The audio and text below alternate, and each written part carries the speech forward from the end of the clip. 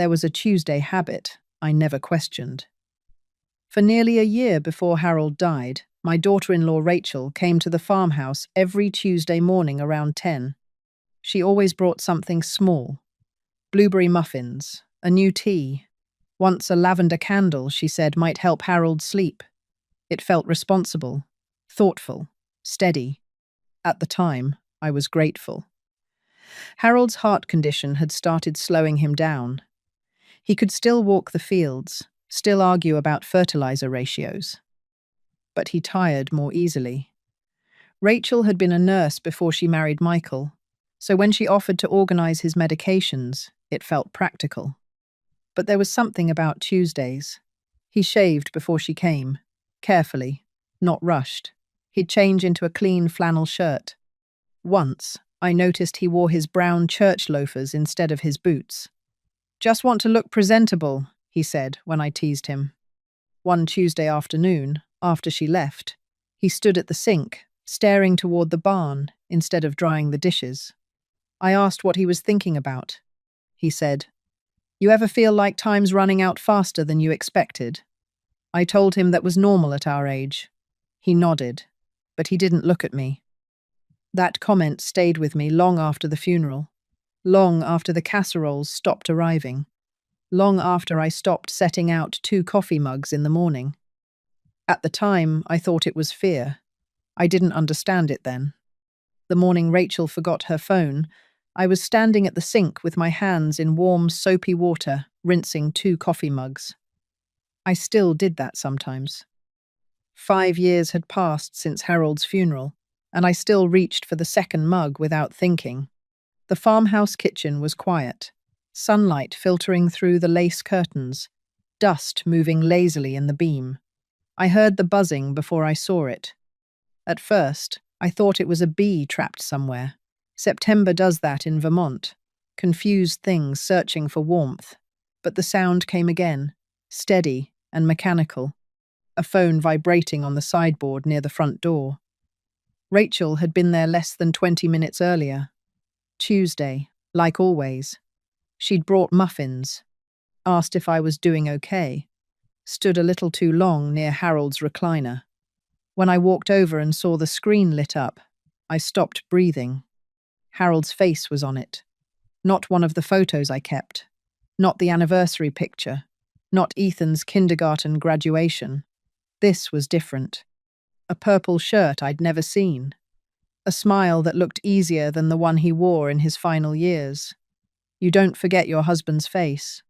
The message preview beneath it was worse. Tuesday again. Same time. "I'm counting down the minutes until I can hold you." The timestamp was from minutes earlier. Someone was texting Rachel, using my dead husband's photograph. I should have put the phone back. I should have waited for her to return and handed it over politely. That would have been proper. Instead, I picked it up. I told myself I was only going to silence it, that I wasn't going to read anything, that I wasn't going to cross a line. But grief does not erase ownership. That was my husband's face. My fingers were unsteady as I held the phone. I remembered her passcode without trying. 4 numbers, Ethan's birthday. I entered it. The screen opened easily. The message thread went back months, years. The tone wasn't playful. It wasn't ambiguous. It was intimate, familiar, certain. My eyes moved slowly. I didn't scroll fast. I read. The room felt smaller, not dramatic, just contained. This wasn't a prank. This wasn't a misunderstanding. This was a life running alongside mine. And it had been running quietly for a very long time. My name is Maggie Sullivan. I'm 70 years old, and I've lived in the same farmhouse outside Burlington, Vermont, for nearly 5 decades. I retired 10 years ago after teaching high school English for 35 years. Juniors, mostly. American literature. I spent my career teaching teenagers how to read between lines, how to notice shifts in tone, unreliable narrators, inconsistencies in language. I never expected to need those skills in my own kitchen. Harold and I were married for 47 years. We met at a county fair when I was 22, and he was 24. He won me a stuffed bear at a ring toss booth, and later admitted he'd quietly asked the carney for a second try. I liked that about him. Direct, determined, practical. He understood soil and weather patterns better than feelings, but he showed up. He built our barn with his own hands. He kept fences upright. He worked hard. That mattered to me. We had one child, Michael. He grew up running these fields, learnt to drive a tractor before he could drive a car. He was quieter than Harold, more thoughtful. He went to college, came back, married Rachel, and bought a house 15 minutes away. By the time Harold's heart began slowing him down, Michael was 42. Rachel had been part of our family for 15 years. Rachel was polished, always composed. She dressed as though she might run into someone important. I admired that at first. She had ambition. She had worked as a nurse before Ethan was born, and even after stepping back from the hospital, she carried herself with that clinical calm. If there were tensions in the early years, they were small. She reorganized my spice cabinet once without asking, corrected how I folded towels, suggested Harold's diet needed modernizing. None of it felt dangerous, just different. The farmhouse wasn't extravagant, but land in Vermont rarely is. 40 acres. A modest lake-access parcel Harold inherited from his uncle. He told me he sold it before retirement. We weren't wealthy, but we were stable. Pension. Farm income. Modest investments. I handled day-to-day finances. Harold preferred overseeing larger accounts once Rachel began helping. I accepted that shift. I was tired. Caring for someone with heart disease is not dramatic. It's appointments, refill schedules, sodium calculations, watching for shortness of breath. It wears you down, quietly. Rachel began coming Tuesdays to check Harold's blood pressure, confirm medication dosages, sometimes take him to follow-up appointments. She kept notes on her phone. If there was warmth between them, beyond what was appropriate, I did not see it. What I saw was a long marriage moving into its later chapter. Harold grew quieter that final year, more distracted. I attributed it to fear. Men his age rarely articulate mortality well. Looking back, I recognized something else. Distance, not loud, not hostile, just absence. There were evenings he seemed somewhere else while sitting across from me. Times, he snapped over small things, then apologized too quickly. I told myself it was stress. After 47 years, you stop interrogating every shift. You assume you understand the shape of your life. The night Harold died, it was sudden. A family dinner, pot roast. He collapsed at the table. Paramedics said massive cardiac arrest. Given his medical history, no one questioned it. We buried him 3 days later. I wore black. Michael stood beside me. Rachel held Ethan's hand and cried convincingly. I remember being grateful my son had someone strong next to him. 5 years passed. The farm stayed in my name. No disputes. No visible complications. If there were fractures beneath the surface, I did not see them. Until that Tuesday morning. Until I held Rachel's phone and saw my husband smiling at her. And for the first time in 70 years, I understood something unsettling. You can live inside a life for decades and still not see its full design. When I unlocked Rachel's phone that morning and began reading, I did not cry. I did not shout. I sat down in Harold's oak chair near the door and read carefully. The messages stretched back 4 years before his death. At first, they were cautious. Same place? Is she home? Text when you leave. Over time, the tone shifted. I miss you. You make me feel alive again. I can't wait for Tuesday. Tuesday. Always Tuesday. The day she came to organize his medications. I scrolled further. Photos appeared, some hidden in a separate folder. I recognized the porch railing behind them in one image, the barn door in another. In one photograph, Harold wore a flannel shirt I remembered folding. Rachel stood close to him, her hand resting naturally at his waist. The timestamps matched days. He told me he was visiting his brother in Burlington. I kept reading. 3 months after Harold's funeral, the thread continued. The sender name wasn't fully saved. Just a single letter, T. Same cabin tonight. I still have some of his shirts. We're safe. We're safe. Safe from what? Safe from me. The imbalance settled, then not explosive, but undeniable. This wasn't only an affair. It was coordination. I remembered small shifts from that final year. Harold asking me to step back from certain accounts because Rachel said I needed rest. Rachel logging into our joint banking portal to help. The pill bottles looking slightly different near the end.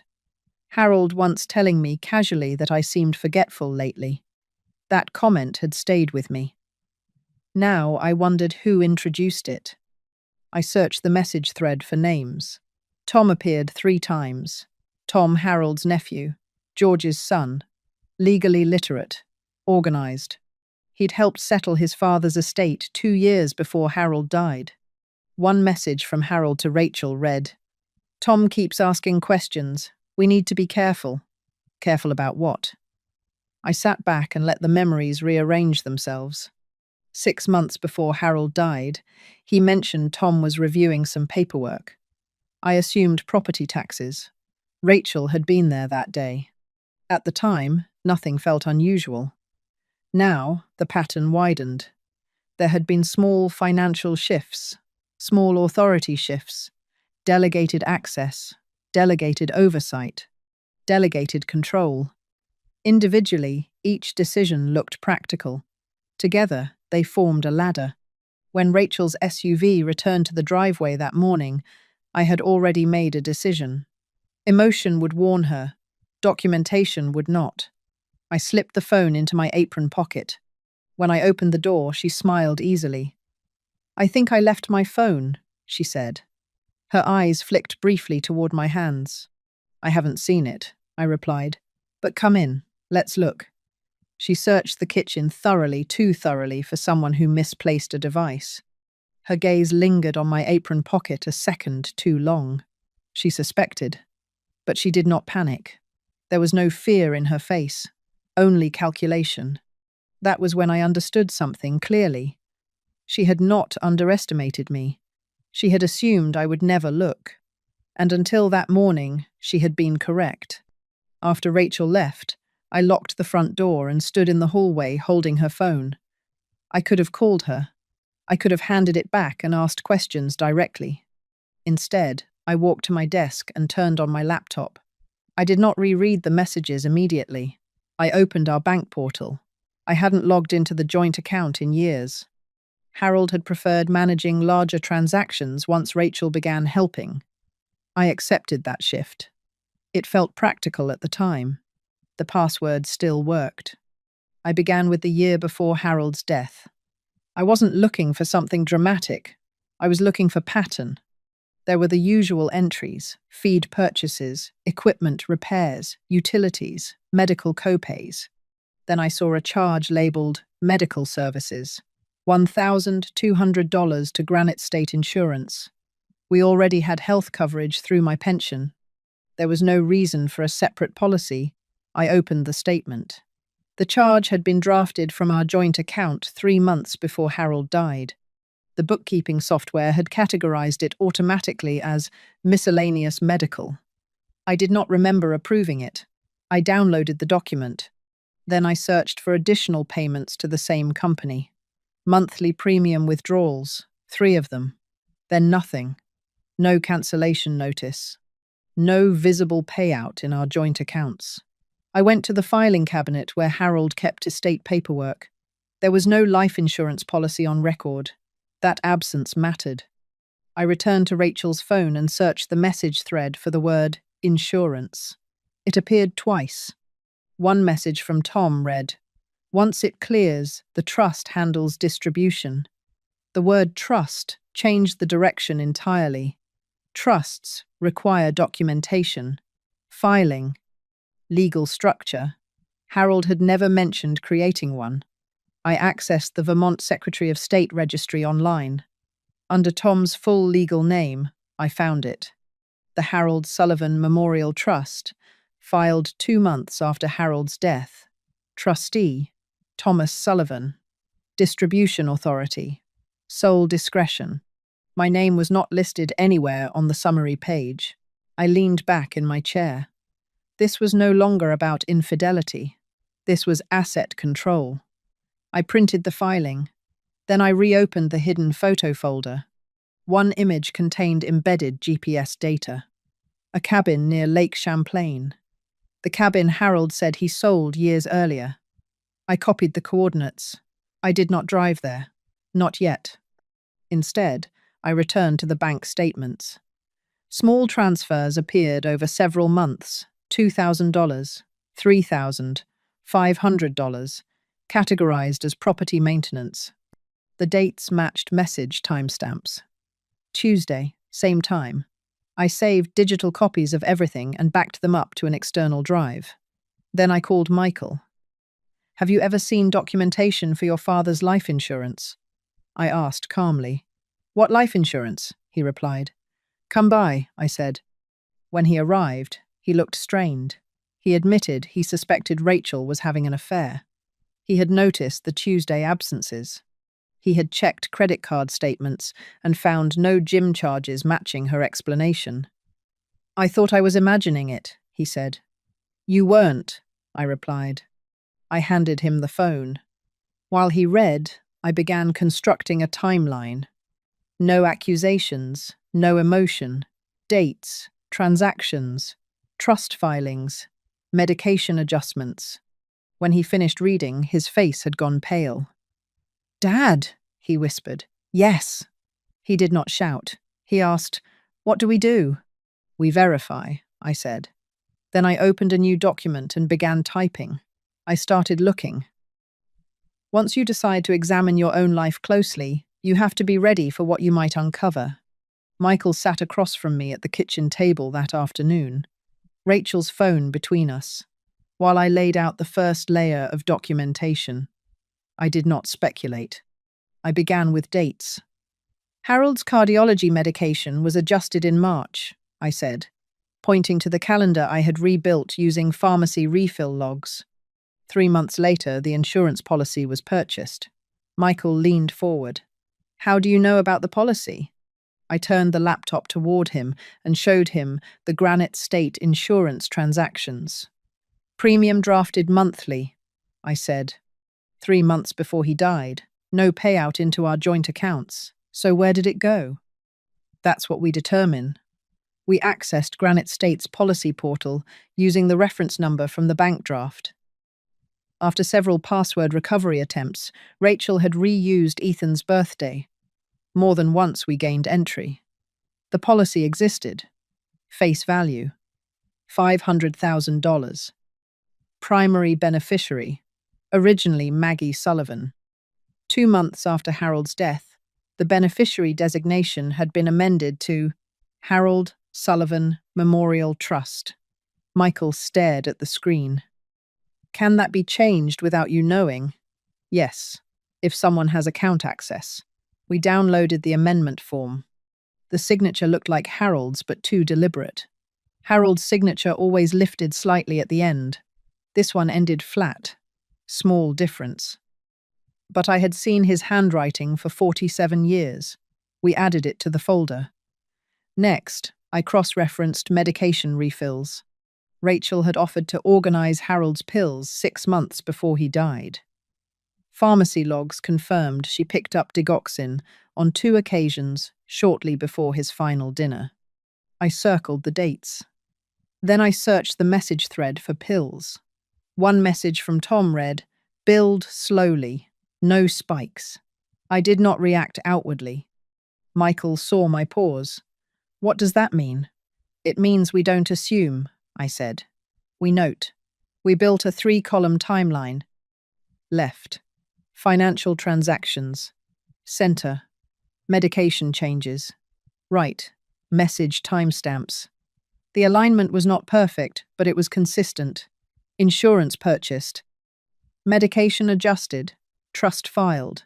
Beneficiary amended. Anonymous complaint filed with police naming me as suspect. Yes, that had happened. I had not yet told Michael about the detective who had come to reopen Harold's death. When I did, he went still. They accused you? An anonymous complaint, I said, specific enough to include medication access and financial motive. Michael stood and paced. They're trying to frame you. It appears so. Why? I turned the trust filing toward him. If I were convicted of murdering Harold, I would be legally disqualified from inheriting under Vermont's Slayer statute. His expression tightened. And the trust would control the payout. Yes. And Tom controls the trust. Yes. Silence followed. The evidence was no longer theoretical. It was structural. We checked property records for the cabin. It had not been sold. It had been transferred into Lakeview Holdings, LLC. Registered agent, Thomas Sullivan. Transfer date, 6 months before Harold's death. So Harold did not sell it. He moved it. To remove it from joint marital ownership or because someone advised him to. We printed the filing. At no point did we argue. Emotion clouds accuracy. By early evening, we had assembled a binder. Section 1, Financial Transactions. Section 2, Insurance Policy and Amendment. Section 3, Trust Formation. Section 4, Property Transfer. Section 5, Medication Records. Section 6, Message Excerpts. We backed up digital copies onto an encrypted drive. Then I made the call I had delayed. Detective Morrison from Vermont State Police. I have documentation you should review, I said. She agreed to meet the next morning. Before hanging up, she added something that confirmed direction. The anonymous complaint included detailed references to medication, timing, and financial motive, she said. That level of specificity usually comes from someone close to the household. Yes, I said. I believe it does. When I ended the call, Michael looked at me. Are we doing the right thing? Yes. What if we're wrong? Then documentation will show that. The next step would no longer be ours alone. Authority was about to enter the pattern. And once pattern is visible, institutions begin measuring it. Detective Morrison did not react the way television detectives do. She did not raise her voice. She did not make accusations. She sat in my living room with a legal pad on her knee and read the binder page by page. Michael sat beside me. We spoke only when she asked direct questions. Let authority observe before you interpret. When she reached the beneficiary amendment form, she paused. Did you authorize this change? She asked. No. Did you sign anything related to the trust? No. She made a notation and moved to the medication records. You believe digoxin dosing was altered? I believe it should be verified, I said. These are the refill dates. She nodded. This aligns with concerns raised in the complaint, she said carefully. But in a different direction. That was the first external shift. Not validation. Recognition. She reviewed the trust filing. Thomas Sullivan as sole trustee. Discretionary authority. She looked up at me. If you were charged and convicted under the Slayer statute, you would be disqualified from inheritance. Yes. And the trust would control the insurance proceeds. Yes. She closed the binder. Mrs. Sullivan, I'm suspending any focus on you as a suspect pending further review. It did not feel dramatic. It felt balanced. After she left, institutional movement began quietly. Granite State Insurance opened a beneficiary fraud review. The probate clerk confirmed the trust filing timeline was unusual, though technically compliant pending investigation. The pharmacy verified digoxin dosage adjustments in the final month of Harold's life. Then, the insurance company identified something more specific. The beneficiary amendment form had been submitted electronically from an IP address associated with Lakeview Holdings, LLC, Tom's company. Authority does not jump, it accumulates. Detective Morrison requested formal interviews with Rachel and Tom. They agreed. People who believe their documentation is secure rarely refuse. Rachel maintained composure, according to Morrison's later summary. She admitted to an affair with Harold, but denied involvement in medication beyond support. Tom admitted helping Harold navigate online forms. He denied forging anything. When confronted with digital timestamps, his timeline shifted twice. Those inconsistencies were recorded. The Attorney General's office requested financial records for Lakeview Holdings, LLC. Trust creation, cabin transfer, beneficiary amendment.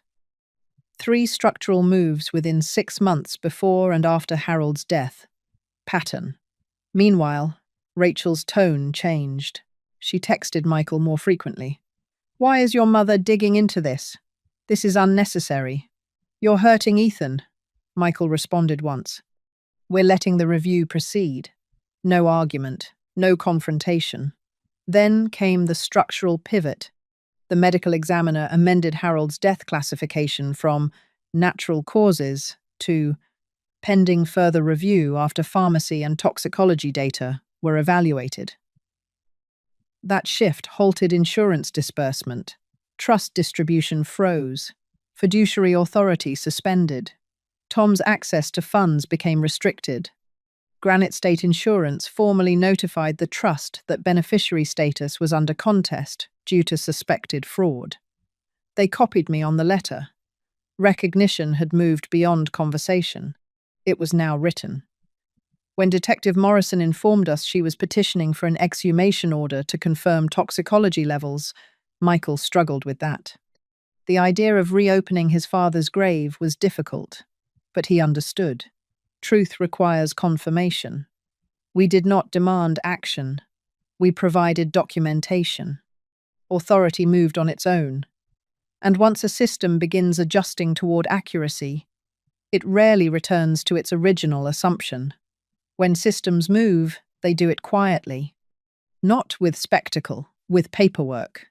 Within 2 weeks of Detective Morrison's review, Granite State Insurance issued a formal notice to the Harold Sullivan Memorial Trust requesting documentation supporting the beneficiary amendment and proof of trustee authority. Tom had 10 business days to respond. That timeline mattered, because once a fiduciary is required to produce documentation under review, inconsistencies surface. Rachel's composure thinned. Michael noticed it first. "She's watching me," he said one evening. "Not like a wife, like she's calculating." He did not confront her. We had agreed no escalation outside process. Rachel's attorney contacted Michael requesting clarification about statements made to law enforcement. That told us she had retained counsel. Tom did the same. Parallel defense. Parallel exposure. The probate court clerk informed Detective Morrison that the trust had never submitted annual accounting reports, despite holding assets. That omission alone wasn't criminal. Under investigation, it became leverage. Then the toxicology review returned. Harold's digoxin levels were elevated beyond therapeutic range. Not extreme, but consistent with cumulative dosing above prescription. The medical examiner amended the death classification from natural causes to pending further review. That adjustment widened everything. Insurance halted payout. Trust distributions froze. Fiduciary authority suspended. Tom's financial access narrowed immediately. Granite State Insurance completed a forensic review of the beneficiary amendment. Electronic signature metadata confirmed the form had been executed from Tom's business IP address at a time when Harold was hospitalized. The insurer issued a fraud referral to the Vermont Attorney General, not because we demanded it, because the data required it. Rachel's narrative shifted again. She suggested I was confused, implied I was being influenced. Michael answered once. "Stop." He did not argue further. That was his turning point. Detective Morrison conducted recorded interviews. Rachel admitted to an affair, denied altering medication intentionally. Tom claimed he assisted Harold with estate planning. When presented with digital timestamp evidence, he adjusted his timeline twice. Institutions note shifts like that. The Attorney General's office then requested a full financial audit of Lakeview Holdings LLC. Cabin transfer, trust formation, insurance amendment, 3 structural shifts. Pattern. The investigation expanded formally. Rachel stopped visiting the farmhouse. Michael informed her Ethan would remain with him pending clarity. She did not contest custody immediately. Silence carries weight. Then came the formal filing. The Attorney General charged insurance fraud, forgery, conspiracy to commit financial exploitation, tampering with evidence, and, pending toxicology confirmation, second-degree murder. Rachel and Tom were arrested separately. No spectacle. Michael received the call from Detective Morrison. I did not attend the arrest. I did not need to. The system had moved on its own, not because we shouted, because we documented. And when documentation aligns with pattern, institutions respond. The formal outcome was approaching. The legal process unfolded steadily. Charges were filed. Counsel responded. Motions were submitted. Hearing dates were scheduled. There was no spectacle. Rachel and Tom were released under strict conditions, travel restrictions, no contact orders, full financial disclosure. The trust accounts remained frozen. Lakeview Holdings LLC was placed under forensic audit. Every transfer was reviewed. Michael and I attended the preliminary hearing together. The prosecution presented metadata logs, IP address records, pharmacy dosing analysis, signature comparison findings, and the timeline linking trust creation to beneficiary amendment. Rachel's attorney challenged intent. Tom's attorney challenged digital attribution. But institutions weigh accumulation, not isolated arguments. Granite State Insurance formally rescinded recognition of the trust as beneficiary pending adjudication. Under Vermont law, suspected fraud suspends payout. The $500,000 policy moved into protected escrow. No one controlled it. 3 months into proceedings, the toxicology report finalized. Harold's digoxin levels were confirmed elevated beyond prescribed range, in a pattern consistent with sustained dosing. The medical examiner revised the cause of death accordingly. The prosecution adjusted its position. Rachel now faced second-degree murder alongside fraud and conspiracy. Tom faced conspiracy, forgery, and fiduciary fraud. Negotiations began. I was notified that both defendants were considering plea agreements to avoid trial. I did not attend those sessions. I provided an impact statement when requested. I did not speak about revenge. I spoke about trust, about what it means when financial systems are manipulated to position a widow as a suspect, about what it means when delegated authority becomes exploitation. 5 months after charges were filed, the outcome was finalized. Rachel entered a guilty plea to second-degree murder, insurance fraud, and conspiracy. Sentence. Recommendation. 25 years to life, subject to statutory review. Tom entered a guilty plea to accessory to murder, forgery, and fiduciary fraud. Sentence recommendation. 15 years. The Harold Sullivan Memorial Trust was declared void. All assets were ordered returned to the estate. Lakeview Holdings LLC was dissolved under court supervision. The life insurance policy was reinstated under its original beneficiary designation. It returned to me. The court imposed permanent fiduciary restrictions. Neither Rachel nor Tom could serve as trustees or estate managers within the state. There was no dramatic moment. No confession speech. Just judicial language entered into record. After sentencing, I stepped outside the courthouse into cold Vermont air. Michael stood beside me. "Are you okay?" he asked. "Yes," I said, and I was. Not because justice erases betrayal, it does not, but structural harm had been corrected. The policy funds felt heavy, purchased under deception, recovered through process. I allocated most of it into a court-supervised educational trust for Ethan's shared oversight, transparent reporting, no sole authority. I retained enough to maintain the farm independently, not as power, as stability. It did not feel like victory. It felt like balance restored. The legal outcome restored structure.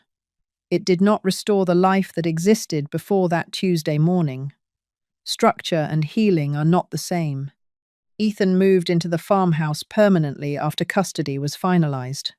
At 13, he understood more than we wanted him to. He didn't ask dramatic questions. He asked simple ones. Why would Mom do that? I didn't give him courtroom language. I told him some adults make choices driven by fear and greed instead of love. That was honest without being destructive. Michael began therapy within a month of sentencing. He treated it like maintenance, something you do to keep equipment running properly. I respected that. There were evenings when the house felt heavier than usual. Harold's betrayal and Rachel's deception occupied the same air. Those evenings required restraint. No rewriting history, no shouting into memory, just acknowledgement. 3 months after the trial ended, I found a letter Harold had written. It had been sealed in a box in his study. In it, he admitted weakness, vanity, regret. He did not confess to being poisoned. I don't know if he suspected, but he acknowledged betraying our marriage. That mattered. Forgiveness isn't required for closure. Understanding is. I did not forgive him, but I understood him more clearly. The farm continued. Snow fell as it always does in Vermont, indifferent to human events. Fences still required repair. Pipes still froze. Bills still arrived. Life insists on continuity. Rachel showed no remorse during sentencing. Her plea was strategic. Tom's was practical. There were no apologies, no breakdowns. That felt consistent. Michael struggled with the idea that Ethan might one day want contact with his mother. I reminded him that children deserve choice when they reach adulthood. We would not erase Rachel from Ethan's story, but we would not allow manipulation to return. Structure protects better than silence. Slowly, routines returned. Hot chocolate on snow days, Sunday grocery trips, harvest planning. Peace does not arrive as celebration. It returns as habit. One evening in early spring, Ethan asked if we could rebuild the fence line near the barn. It needs reinforcing, he said. Yes, it did. And so did we. There was no moment when everything felt whole again. But there was a moment when I realized I was no longer waiting for something else to collapse. That was enough. I think about that Tuesday habit often now. Harold shaving carefully before Rachel arrived. The way he once said time felt like it was running out. At the time, I heard fear. Now I hear something else. Not a warning, a compromise. Most betrayals do not begin loudly. They begin as permissions, a shared password, a financial task handed over to help, a suggestion that you might be forgetting things, a quiet shift in authority. I was not weak. I was trusting. There is a difference. Trust becomes dangerous only when it goes unverified. Rachel assumed I would never look. Tom assumed systems could be adjusted quietly enough to avoid scrutiny. They made the same miscalculation. They believed composure meant ignorance. They believed age meant vulnerability. They believed a retired English teacher in rural Vermont would not understand digital logs, fiduciary duty, or insurance compliance. They underestimated the wrong variable. Silence is not weakness, it is often observation. Paper records, systems log, metadata preserves sequence. Institutions, when given structure, respond. If there is one lesson in this, it is this. Documentation is dignity, not confrontation, not spectacle. Dignity comes from clarity, from facts placed in order. from allowing systems to function without interference. I did not prevail because I was louder. I prevailed because I was steadier, and steady endures. If you have ever been quietly dismissed, if someone implied you were confused, if authority was moved away from you under the language of help, pause, look, verify. You do not need escalation to reclaim balance. You need patience and documentation. Never mistake calm for surrender. Never mistake age for fragility. And never assume that being underestimated is permanent. Sometimes, being underestimated is simply the opening move. If this story resonated with you, if you have ever had to stand still while everything shifted quietly, tell me where you're watching from. I read every comment. And if you value grounded stories about dignity restored through patience and structure, you're welcome here. No spectacle, just truth. And tomorrow, like every day, we continue rebuilding.